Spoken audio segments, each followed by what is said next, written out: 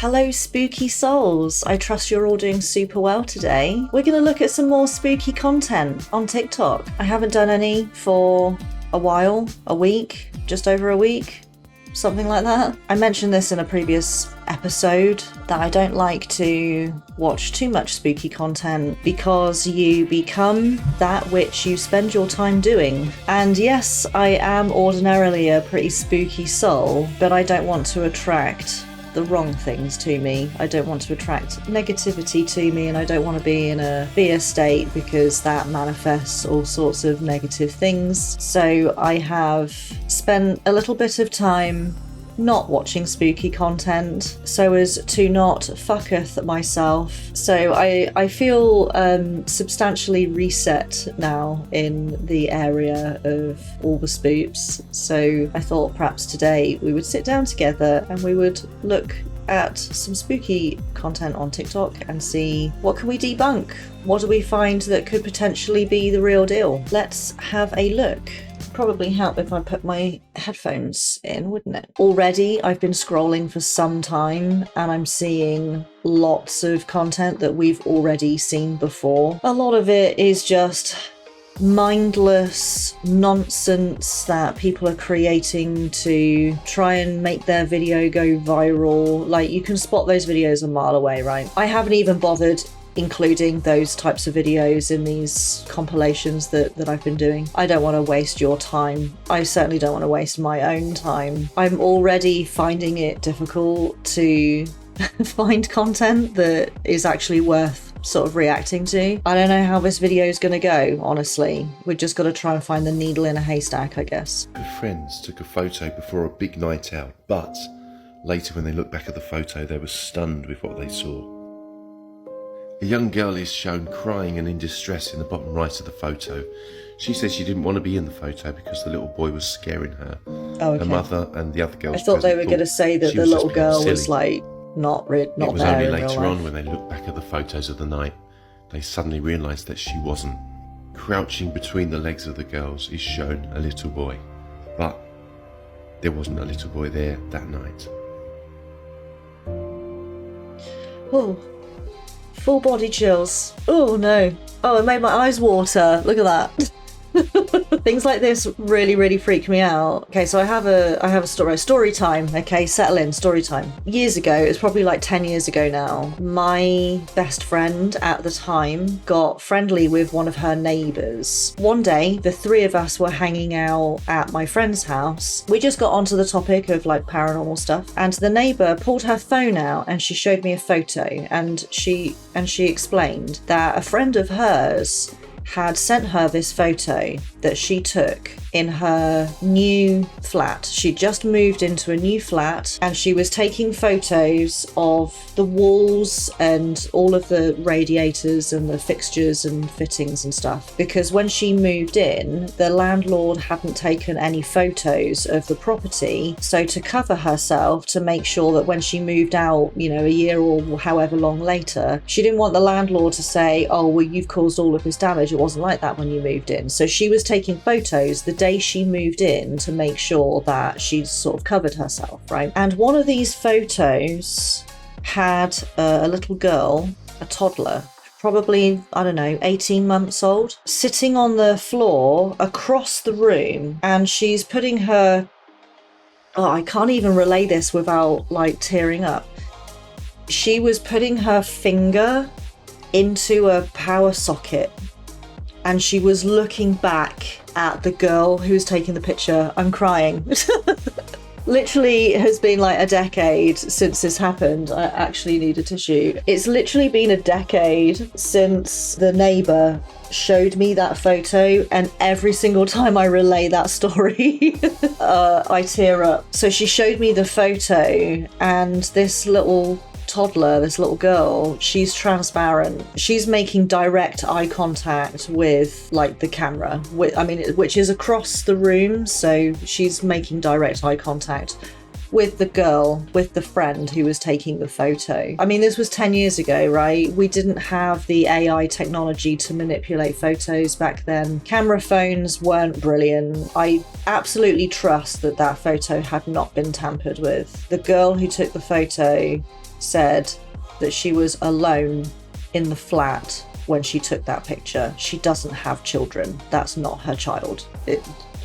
She was transparent. Oh, so whenever I see things like this, I see like transparent children in photographs that weren't there at the time, and then you develop the photo, or when you used to develop photos, and then you'd get the photos back, and then you see, you know, or you take a picture with your phone and then you look at it in your photo reel and you see that there's someone there that wasn't there at the time. Full body chills. It just reminds me of that story when I saw that picture. So there's this.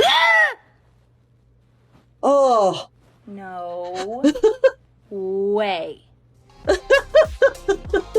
Okay, that got me hardcore. That got me.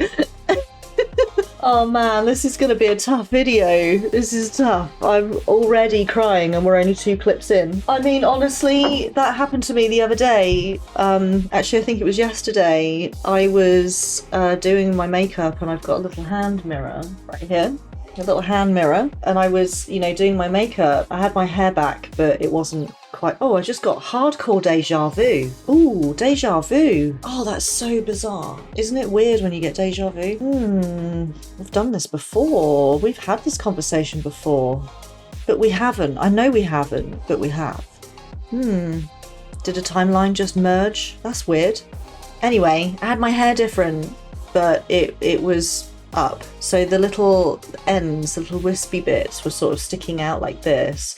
And I was doing my makeup and then I went, ooh, like that, because I saw the tippy tips of my hair in the very corner of the mirror, and it made me, I thought there was like someone standing next to me or something. I was sat here in this chair, I was facing this way, and I just went, ooh. Oh my god, I really feel like someone or something is watching me, but I'm all alone. Okay, what? Okay, first of all, that body bag, I'm sorry, I need to put this back, because... Okay, so that body bag is probably like a living... Obviously, it's a person. It's always a person in a body bag, but that's probably a living person just sort of messing around. The reason I say that is because I highly doubt that like an actual real body would be just left in a bag wherever that is. Is that a corridor? There's light coming from the right side at the bottom there. So it's like a corridor, right? Why would you just leave a body? It's probably not even legal, like, because it's not sanitary, just leave a body laying around, even if it's in a body bag, which seals in everything. Also, or if it is a body, it could be a body, right? If it was, I don't think it is. Logic of like the location tells me if this was being filmed in a morgue and we saw this happening, then I would be more inclined to say, yeah, it really is a body, because bodies do move. Maybe not like that. I don't know. We'll have to ask a coroner. Do bodies actually move like that? But they do move. I know that they do move. Something to do with electrical impulses reside in the body of humans and animals until they sort of dissipate. They don't. When the soul leaves the body, the electrical impulses in the body are still present, and it makes the body move, twitch, convulse, all that good stuff. But yeah, I don't think that is actually a body, just purely based on the location of this video. Oh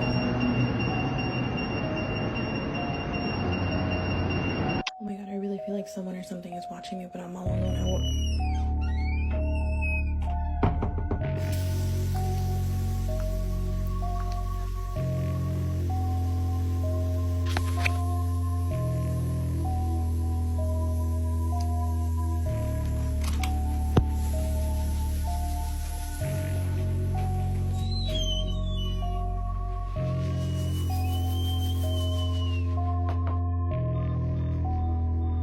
I'm a little bit suspicious as to why she was just sitting in a cubicle with her phone recording. Like, she was expecting that to happen. It's not like something happened then she started recording. I mean, not that we would know, right? if something happened, and then she started recording. We heard the door open and then I guess someone come in and turn on a tap. Yeah, I find that a little bit sus, that she was sort of expecting something to happen there, so not convinced on that clip.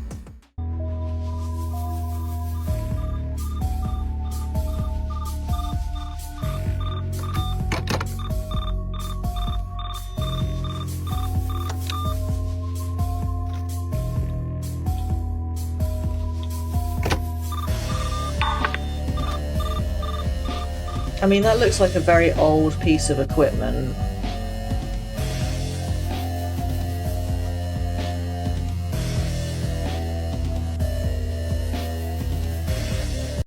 That just looked like a really old piece of equipment. I'm not convinced on that. I feel like I need more context.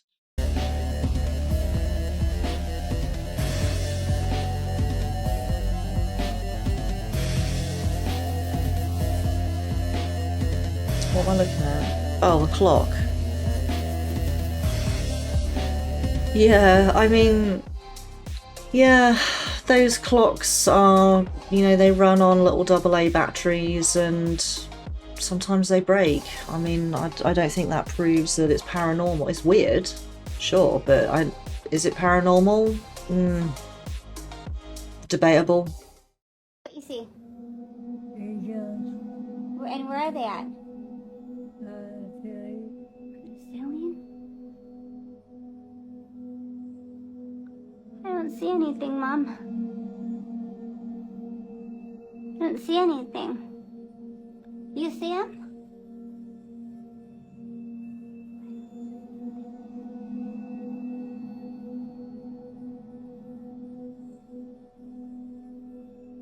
I don't see anything. Are they making you happy? Yes. Yeah? Well, that's good. How many?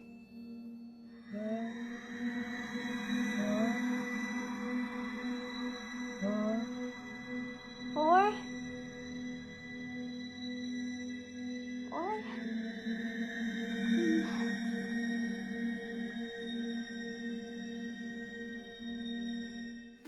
Yeah, I don't find anything about this clip creepy. This happens to everybody who doesn't have a sudden passing. People like this lady who pass somewhat gently and they have some time to sort of consider things before they go. They see something beyond the veil. The veil is obviously very, very thin for them because they are about to pass through it. So the way opens up and becomes clear to them. They'll see loved ones who have passed, who are coming to collect them. They'll see things that bring them comfort. They'll see their guides. They'll see God. They'll see something that's relevant to them. They'll see something that, you know, if you believe in God, you'll see God. If you believe in Jesus, you'll see Jesus. If you believe in, you know, whatever your God is, you'll see something to do with that. If you have loved ones that you miss who passed, then you'll see them. You know, it's tailored. It's a tailored experience. Like here, hospice nurse here, this happens regularly. Yeah. I think it's potentially unfair. It's debatable, isn't it, really? Is it unfair to film somebody and then put it on the internet, someone's last moments? It helps the rest of us to learn something, to kind of, you know, educate ourselves on what happens when you die. It's going to happen to every single one of us, and it can bring a bit of comfort, I suppose. But at the same time, personally, I think that the transition from life to death is a private thing and should be a private thing between you and your loved ones, the people who are taking care of you, and you and your God, or you and your loved ones who have passed. You know, whatever your experience is, I think it should be kept private and not put on the internet. But it's a difficult one, really, isn't it? Because if people don't put things like this on the internet, then we would never learn until we get there ourselves. So it's a tricky one. But yeah, personally, I don't find this spooky or like textbook paranormal. I just think this is just the natural order of things. This is very simply what happens to you when you're about to die.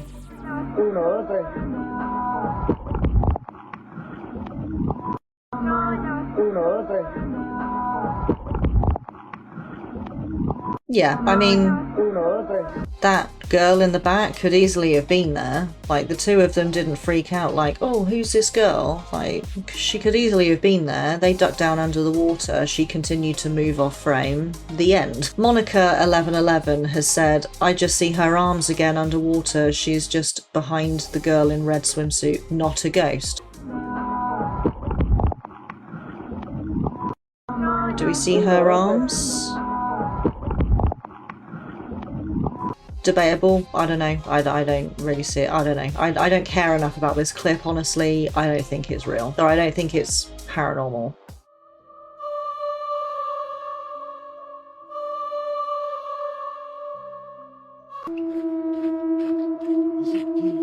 Dancing silver lady? Hey! Hey, hey! What are you doing? What are you doing? Set up.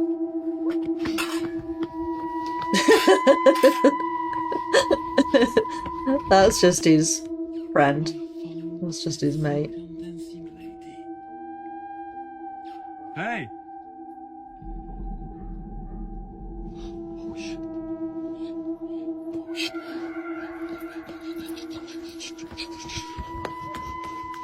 The last two clips were men.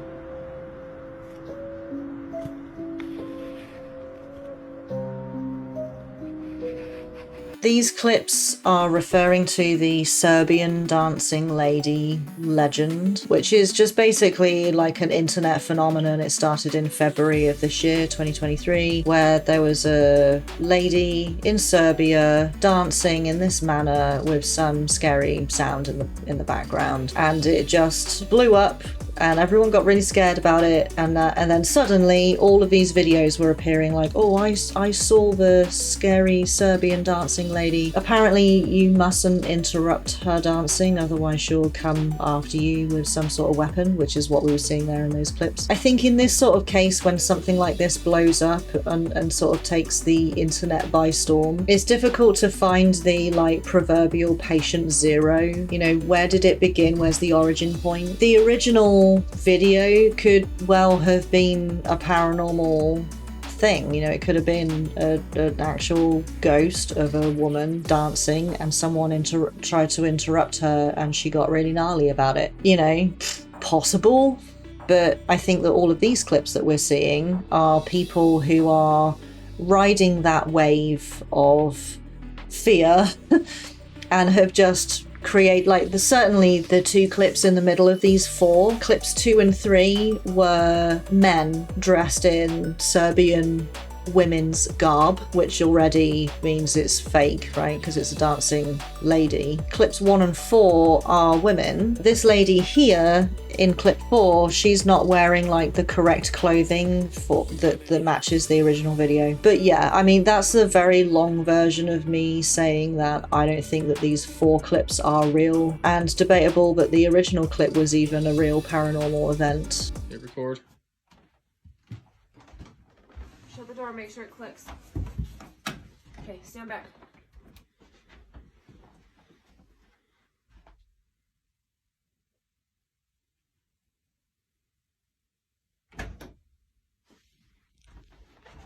Open it up.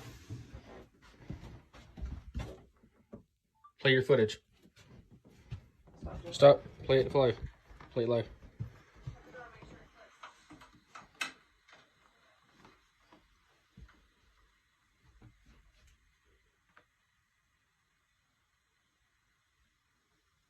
Orb.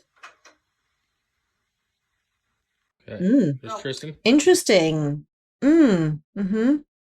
Yeah, someone's just said, like, I just think the lock is not properly installed. But it wouldn't pop open after the fact though, would it? It would pop open immediately. You would close the door and it would just go pop. Someone else, the latch isn't engaging with the receiver, hence it's opening all the time. I'm a carpenter, I see it all the time. Yeah, I don't dispute you, Coots. I think you're totally right.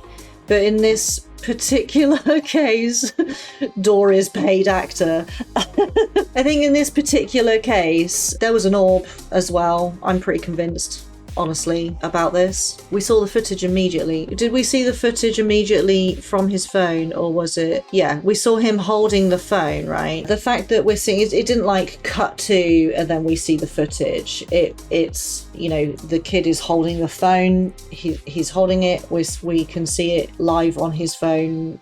You know, it was very smooth.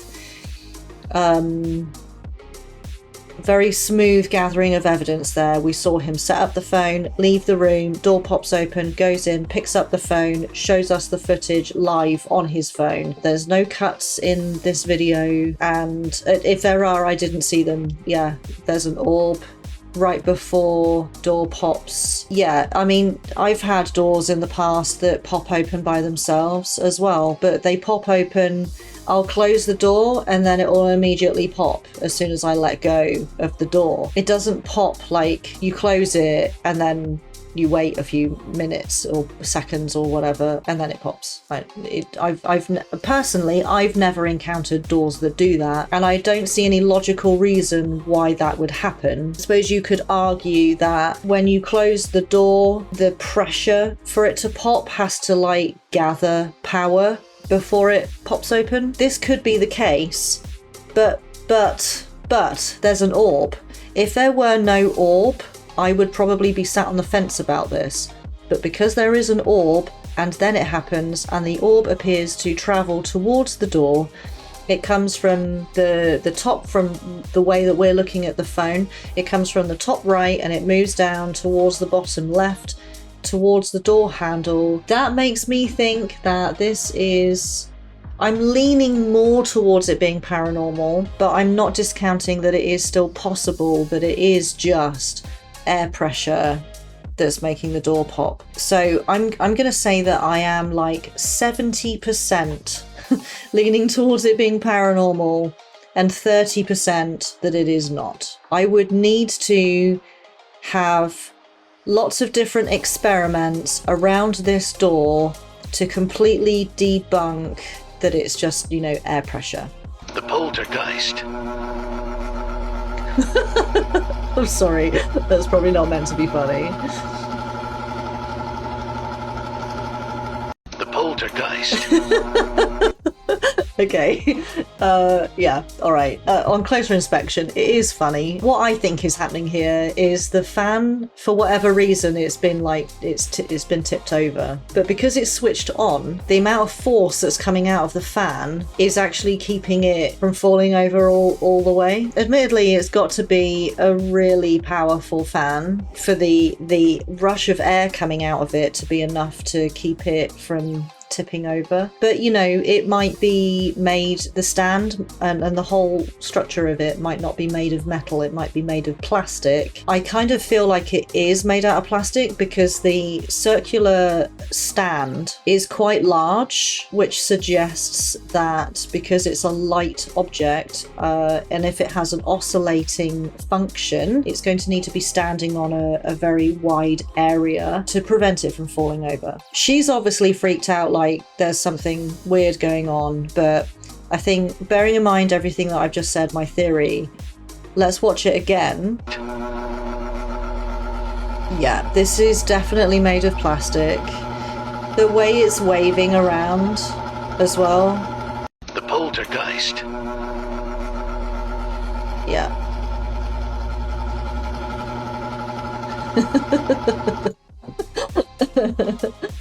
Yeah, that's not paranormal. I think I'm right in what I've just said there with my theory. So I'm stamping this not paranormal, just a crap fan. Pretty much. Zoe, do you hear anything? What's red door, yellow door? This game is a way to explore what's in your mind magic trick as you're put in a trance. Okay, alright. I've just done some reading on what this red door, yellow door like game is, and really all it is a guided meditation. So for those of you who don't know, because I certainly didn't know until I just read about that, the guide will be sitting like this girl is sitting. The traveller lays down and the guide puts their hands on the temples of the traveller and basically lulls them into meditation, and then starts asking the traveller to describe in detail what they're experiencing and what they're seeing. And if it's all worked correctly, then the traveller will be experiencing lots of doors, red doors, yellow doors, and any other coloured door, and they can then explore at their own leisure what's behind these doors. But there seems to be a set of rules. If you see certain things behind doors, then you don't proceed and you back out of the door and you close it behind you. Some of these things are stairs leading downwards, the sound of rushing water, a woman dressed in Victorian garb, etc. There's a few other rules. And then when the traveller has sort of finished and they're ready to come back, then the guide will guide them back to their body. This is just guided meditation, that's all this is. I suspect that maybe... I don't really want to get into this too deeply. I will in the future if any of you are really interested in this stuff, because it's quite a deep topic that could take some time. I don't want to take time away from us watching videos, but I suspect that this game is based on basically a collective experience. So lots of people going into this guided meditation, and the running theme is when the traveller gets there, they describe that they're seeing lots of different doors, and people all over the world, not knowing about each other's experience, have experienced the same thing. So it's become like a collective experience. As time has gone on, people sharing their experiences now become common knowledge that when you go into this state of meditation or trance, or however you want to call it, you see doors. So it's arguable that this place with these doors is actually a real place that your soul can visit. A little bit like when people take hallucinogenics and they all have a shared experience. Not simultaneously, but they all have their trip, and then when they return they all report seeing the exact same things, even though all of these other people have had the same experience as them. They don't know them, they haven't spoken with them prior, they're strangers to each other, and yet they have the same experiences. So then people are starting to think, like DMT, people who take DMT, they all seem to have the exact same dream. I suspect that it's maybe something along those lines, this red door, yellow door shenanigans, and maybe people have come to understand through exploration that don't go down down a staircase, don't speak to a woman who's dressed in Victorian clothing, like don't do this, don't do that, because those doors go somewhere that's not nice. Another example of what I'm getting at here would be the kind of trending thing that's been on TikTok for a little while now, that I'm sure most of you have probably come across yourselves, that when you're asleep and you're dreaming and you become lucid and you realise that you're dreaming, and you ask someone in your dream what's the date and time, and then suddenly they get really weird with you and it rapidly becomes a nightmare. They tell you that you shouldn't be here and you don't belong here, you need to leave, and things get a bit gnarly. Many hundreds of thousands of people have reported that the exact same thing happens, despite never having heard of this before. There was no influence from other people, like they've not seen these other TikToks, right? And they just like, oh, I just wondered what the date and time is, and then this thing happens, and then they, talk about their experience. And there's all these other people who are like, oh, that happened to me as well. So I wonder if that's what this red door, yellow door game is. Sorry, that was a very long, sort of winded explanation of it all, but I suspect that that's what this is. And if you guys are interested in this kind of stuff, I am deeply fascinated with this stuff. Other realms, other dimensions, places you can visit, places that you can visit as a soul when you release yourself from your body, whether it's through sleep or through meditation. Deeply fascinates me. I do a lot of dream work myself and I absolutely love it. So if you want me to talk about it in a future video, then let me know. I'm more than happy to do that. So let's have a look at this. I've never heard of this red door, yellow door stuff, so I'm interested to kind of go down this rabbit hole, honestly. So let's see what their experience was with this. No, go towards the light more. Go like more like in the center of the kitchen. Yes. Alright, I'm in the center now. It's like, now it's like neon white. I'm in a totally different room now. It's all white. All white? Is there anyone with you? No. Wait, this dude. Is this all plain black, man? Are you okay? Are you okay? What? Are you okay? Yeah. Are you alive? Yeah. It was an all plain black man? Are you serious? Are you joking? No. Oh my god. What? He was in the game. Okay. Are you okay? What? No. Oh my god. What? You're fine, you're fine. I woke you. I just want to play Madden. I just want to play Madden. What's Madden? Is that that's a football game or something, isn't it? Right. Apparently that's one of the rules, that if you experience a man who is just completely all black, not a black man, but like a man, like a S-man, basically, like a shadow person, all just completely black clothing, black, like a silhouette, basically. Get out of there, close the door behind you, leave that place immediately. So when you're guiding somebody through meditation, you cannot behave that way. You cannot do that. It can cause a lot of damage to the traveller reacting like that. What she really should have done was said in a very calm way, okay, you're going to turn around now and you're going to walk straight out of the room and you're going to close the door very firmly behind you. That's all she had to say. And then if she was uncomfortable with what the traveller was doing, she'd say, it's time for you to come back now. Screaming in this poor person's ear whilst they're having a meditative experience. You know, for any of you who have truly experienced true real meditation, it's, it's not a case of just sitting with your eyes closed and just imagining stuff. That's not what meditation is. When you meditate, you actually go somewhere. I'm not going to say that like your soul leaves your body, because it's not strictly true, but you go somewhere. You're not here, you're not consciously aware of your body or your surroundings anymore.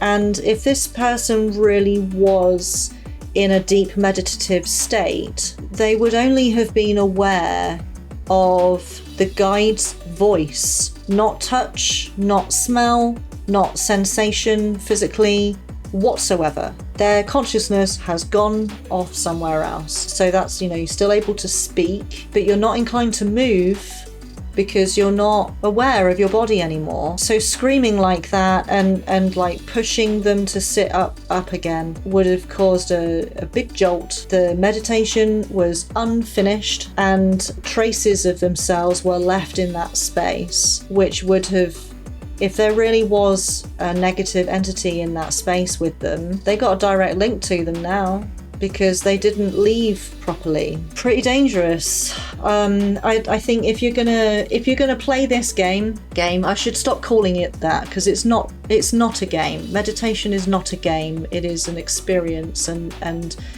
the guide has a responsibility to the traveller to make sure that they go in correctly and they leave correctly and safely, and they take care of their body whilst they're gone on this experience. Looking at like witchcraft and magic hundreds and hundreds of years ago, a spiritual guide, a shaman would take people on these meditative adventures, and it was a role that was taken deeply seriously. I personally feel that that should still be upheld even today. These kids shouldn't be doing these things if they aren't mature enough to handle it. It's not a game, it's very real. I think I'm more disturbed by this clip, by this girl that was being a guide. She's clearly too young to be doing this because she doesn't know what she's doing. It's a bit like when kids start like trying to summon stuff and they're like using Ouija boards and shit and they don't know what they're doing and they do actually open a portal. You know, it's irresponsible, and I'm more disturbed by that than actually what happened.